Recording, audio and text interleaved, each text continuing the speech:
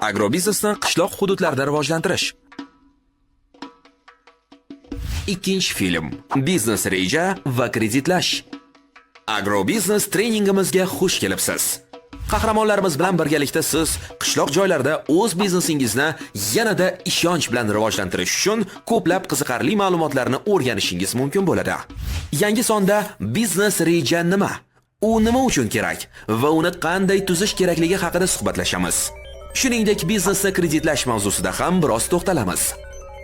Biznes reja bu aniq tuzilmaga ega bo'lgan batafsil hujjat bo'lib, u biznesingizning hozirgi boshlang'ich A nuqtasidan to dunyoning eng yaxshi kompaniyasi nuqtasigacha bo'lgan yo'lini aniq-tiniq ko'rsatib berishi darkor. Ammo bu albatta ideal holatda. Yaxshi start uchun esa hech bo'lmaganda kelgusi 1 yoki 3 yil uchun biznesning rejasi va kutilayotganlarini yozish kifoya. Axir biznes rejaning asosiy maqsadi sizning chek-chegarangiz, oxir-poyoni yo'q va ba'zan betartib va chalkash g'oyangizni bosqichma-bosqich aniq harakatlar rejasiga aylantirishdan iborat. Pul topish bo'yicha. Chunki biznes bu eng avvalo pul ishlash qobiliyatidir. Biznes reja birinchi navbatda tadbirkorlarning o'ziga kerak. Uni tayyorlar ekansan, bozor, raqobatchilar haqida ko'p ma'lumotlarni bilib, tahlil qilasan. Haqiqiy xarajatlar va daromadlar haqida o'ylab qolasan. Bu biznesni qanday qurishni va umuman uni boshlash kerakmi yoki yo'qligini tushunishga yordam beradi. Shuningdek, kreditdan foydalanish uchun biznes reja tuzdim. Banklar mendan bu hujjatni talab qilishi shubhasiz. Aynan biznes reja sizga bankdan kredit olish yoki davlat tomonidan qo'llab-quvvatlanishni, subsidiyalar, imtiyozli kreditlar kabilarni so'rash uchun kerak bo'ladi. Shuningdek, investorlar va hamkorlarni jalb qilish uchun ham. Biznes reja tuzish oson emas. U bir necha o'nlab sahifalardan iborat bo'lishi mumkin. Ehtimol sizga mutaxassislar yordami kerak bo'lar, ammo biznes reja tuzishda albatta shaxsan ishtirok eting. Biznes reja tuzilmasida asosiy tarkibiy qismlar bo'lishi muhim. Ularni yana 3M deb ham atashadi. Management, marketing, money. Management kompaniya va jarayonlarni kim va qanday boshqaradi? Marketing mahsulot yoki xizmatingizni ilgari surish va sotishga qaratilgan. Moliya bu moliya bilan bog'liq barcha masalalar, qancha sarflanishi va qancha daromad olishni rejalashtirganingiz. Yana biznes reja 3 ta asosiy savolga javob berish kerak. Hozir qayerdamiz? Ya'ni biznes, muhit va imkoniyatlarni hozirgi holatini ko'rsatib berish zarur. Qayerga bormoqchimiz? Biznesning kutilayotgan holati tavsiflanadi. Bunga qanday erishamiz? Eng samarali yo'llar belgilanadi. Biznes reja o'zini o'zi band qilganlarga ham kerak bo'lishi mumkin. Men 1 yildan so'ng daromadimni yiliga 100 milliondan oshirish, keyin esa ishchilarni yo'llash, yirik shartnomalar tuzish uchun o'zini o'zi band qilgan maqomidan MCJ maqomiga ishonch bilan o'tish maqsadida biznes rejamni tuzdim. Yana 1 yildan so'ng mahsulotlarimni nafaqat qo'shni hududlarga, balki qo'shni davlatlarga ham jo'natishni rejalashtirganman. Yana shuni tushunish kerakki, biznes rejadagi barcha ma'lumotlar tashqi va ichki tamoyilga ko'ra bo'linadi. Tashqi ma'lumotlar bu sohaga, bozorga, iste'molchilarga va raqobatchilarga tegishli ma'lumotlardir. Ichki ma'lumotlar bu biznesingizga bevosita ichkaridan tegishli bo'lgan ma'lumotlar. Boshqaruv, ishlab chiqarish, sotuvlar, xarajatlar va daromadlar. Bo'limlar bo'yicha aniq tuzilma haqida gapirayotgan bo'lsak, standart biznes reja bir nechta bo'limni o'z ichiga oladi. Odatda bunday hujjat quyidagilarni o'z ichiga oladi. Titul varag'i, rezyume, kompaniya tavsifi, bozor tahlili, ishlab chiqarish rejasi, marketing strategiyasi, moliyaviy reja va risklarni boshqarish. Ko'pincha titul varag'i siz biznes rejangizni taqdim etishni rejalashtirayotgan tashkilotning andozasi bo'yicha tuziladi. Shuning uchun buni ulardan aniqlashtirib olganingiz ma'qul. Rezyume bu butun boshli biznes rejaning juda qisqa va lo'nda mazmuni. Atiga 1-2 sahifa bo'ladi. Rezyume odatda biznes reja ostida ishlashning eng oxirida, xulosa va yakun sifatida yoziladi. Ammo keyin ular ushbu rezyume hujjatning eng boshida joylashtiriladi.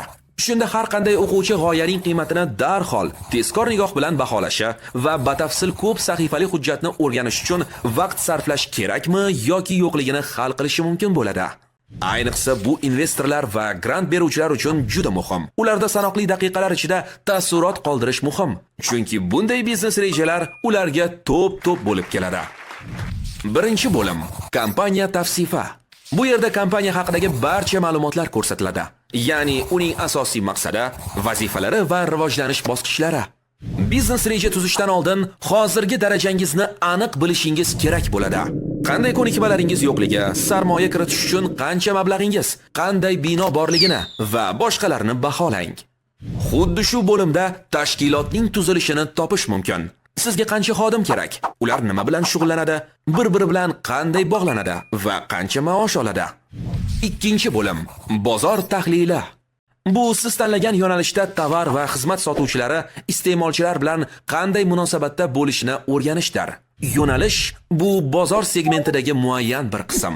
Masalan, oziq-ovqat mahsulotlari bozorning ulkan segmenti bo'lsa, tomat pastasi, quritilgan mevalar, sariyog' yoki o'simlik yog'i bu segmentdagi 4 xil yo'nalishdir. Bozor tahlili biznesga nimani ishlab chiqarish va qanday hajmda, qaysi maqsadli auditoriya uchun, qayerda va qanday sotish yaxshiroq ekanligini aniqlash imkonini beradi. Bozorni tahlil qilishda raqobatchilarni tadqiq qilish muhim. Raqobatchilarning ikkita asosiy guruhi mavjud. Bevosita siz sotadigan mahsulotni sotadi. Bilvosita o'xshash tovar yoki xuddi shunday mahsulotni, lekin boshqa maqsadli auditoriya uchun sotadi. Tadqiqotda raqobatchilar quyidagicha baholanadi.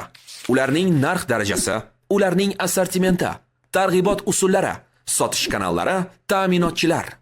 Raqobatchilar haqidagi ma'lumotlarni ularning saytlari va internetdagi nashrlardan to'plash mumkin. Yana bir usul maxfiy xaridor yordamida ularning xizmatlari yoki mahsulotlarini sinab ko'rish. Raqobatchilar bozor va mijozlarning moliyaviy ahvolini tahlil qilish natijalariga ko'ra mahsulotning ehtimoliy minimal va maksimal narxini chiqarish mumkin. Uchinchi bo'lim: biznes model. Bu kompaniyaning asosiy biznes jarayonlarining tavsifi. Model nimani, kimga va qanday sotishni, shuningdek bu qanchalik foydali ekanligini ko'rsatishi zarur. Korxona biznes modelining eng ommabop andozasi Business Model Canvas Alexander Asserwalder va Yves Pinye tomonidan ishlab chiqilgan. U biznesning asosiy elementlari bo'lgan 9 ta blokdan iborat.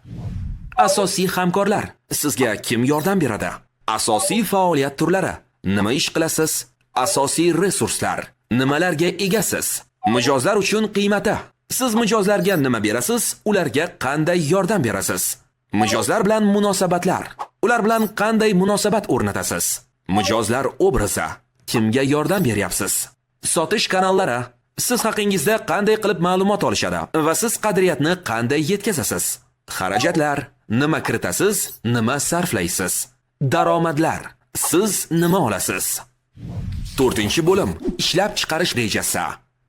Bu yerda mahsulotni yaratish yoki xizmat ko'rsatish jarayoni batafsil tavsiflanadi. Biznes rejaning ushbu bo'limida maqsadlarni amalga oshirish uchun zarur bo'lgan barcha resurslar, asbob-uskunalar va xodimlar batafsil qayd etiladi. 5-chi bo'lim: marketing strategiyasi. Bozorni zabt etish rejasi. Marketing strategiyasining muhim qismi bozor tahlili bo'lib, u talab va takliflarga ta'sir etuvchi asosiy omillarni aniqlashga yordam beradi. Turli savdo kanallari, chakana savdo tarmoqlari, internet do'konlar, yarmarkalarda ishtirok etish orqali targ'ibot strategiyasi ushbu tahlillar natijasiga aylanishi darkor. O'z mahsulot yoki xizmatingiz haqida xabardor qilishning samarali kanallarini ijtimoiy tarmoqlar va ommaviy axborot vositalarida reklama, maqolalarni, ehtimol iste'molchilarning e'tiborini kengroq jalb qilish uchun reklama aksiyalarini ham aniqlashtirib olish muhimdir. Mijozlarning ishonchi va mamnunligini saqlab qolish uchun mijozlarni saqlab qolish strategiyasiga e'tibor qarating. Boshqalardan ajralib turishingizga brending va noyob savdo taklifi yordam beradi. Qo'shnim Tuxumbegim 2 yildan beri tovuq tuxumi bilan savdo qilib, raqobatga zo'rg'a dosh berardi. Ammo keyin u tovuqlarning tuxumlari organik ekanligini tasdiqlovchi sertifikat oldi. Chunki ularni ishlab chiqarishda antibiotiklar va o'stiruvchi gormonlardan foydalanmaydi-da. Tuxumbegim darhol tegishli belgi qo'yilgan maxsus qadoqni tayyorladi va bu uning noyob savdo taklifiga aylandi. Uning mahsulotlari boshqalardan ajralib turdi. Uning yangi maqsadli auditoriyasi paydo bo'ldi. Garchi narxi boshqalarnikidan yuqoriroq bo'lsa ham, hozirda uddaburon qo'shnimning savdosi 2 baravar oshgan. 6-chi bo'lim: moliyaviy reja. Biznes bu boy bo'lishni xohlayman turkumidagi orzu emas. Sizga qanday oborot, qanday foyda, bozorda qanday o'rin kerakligini aniq bilishingiz kerak. Moliyaviy rejalashtirishda tushum va foydani chalkashtirmaslik kerak. Axir tushum mijozdan olgan puling-ku. Foyda esa barcha xarajatlar chiqarib tashlangandan keyin qolgan pullar. Foydani sarflash mumkin, lekin buni to'g'ri va hisob-kitob bilan qiling. Aks holda bir pasda minusga kirib ketishingiz hech gap emas. Avvalo, xarajatlar va daromadlar to'liq ko'rsatilgan oddiy jadvallarni tuzing. Soliqlar, kreditni qaytarish jadvali va boshqa oylik ajratmalarni hisobga olgan holda ushbu tushumlar va xarajatlarni taqqoslang. Shuningdek, har bir mahsulot yoki xizmatning tan narxini hisoblab chiqing. Tajribali moliyachi yordamidan ham foydalanishga harakat qiling. Chunki nafaqat byudjetni to'g'ri tuzish, balki daromadlar va xarajatlarni prognozlash, loyihaning rentabelligi va qoplanishini baholash, shuningdek yuzaga kelishi mumkin bo'lgan moliyaviy xatarlarni va ularning zararlarini minimallashtirish usullarini tahlil qilish muhimdir. Kreditlash.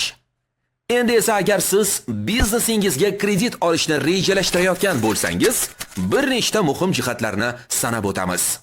Kredit olish uchun murojaat qilishda ikki omilni e'tiborga olish lozim. O'z va qarz kapitalining nisbati hamda banklarda amaldagi kreditlash qoidalari. Odatda kredit berishda banklar tegishli kafolatlarni talab qiladilar. Bu mulkiy ta'minot, sotish va pulni qaytarish mumkin bo'lgan barcha narsalar yoki kimningdir kafilligi bo'lishi mumkin. Bank arizani ma'qullaganidan so'ng foydalanuvchi shartnoma shartlarini qabul qiladi. Uni albatta sinchiklab o'qish va o'rganish zarur. Shartnoma predmeti, kreditning to'liq qiymati, summasi, qarzni taqdim etish va qaytarish shartlari, qaytarish tartibi, tomonlar, qarz oluvchi hamda bankning huquq va majburiyatlari, tomonlarning mulkiy javobgarligi va nizolarni hal qilish tartibiga e'tibor qarating. Diqqat bilan tekshiring. Qo'shimcha mablag'lar yechib olinishi mumkin bo'lgan qo'shimcha xizmatlar ham. Yangi kreditni rasmiylashtirishdan oldin moliyaviy imkoniyatingizni tahlil qiling. Yana kredit yukini kamaytirishga harakat qilib ko'rish mumkin. Ya'ni yangi kredit olishdan oldin mavjud kreditlar bo'yicha mavjud qarzlarni maksimal darajada yopish zarur. Ijobiy kredit tarixini shakllantiring. U qancha eski va muvaffaqiyatli yopilgan kreditlar qancha ko'p bo'lsa, bank qarz oluvchi haqida shuncha ko'p ma'lumot olishi va uning to'lov qobiliyatini baholashi mumkin.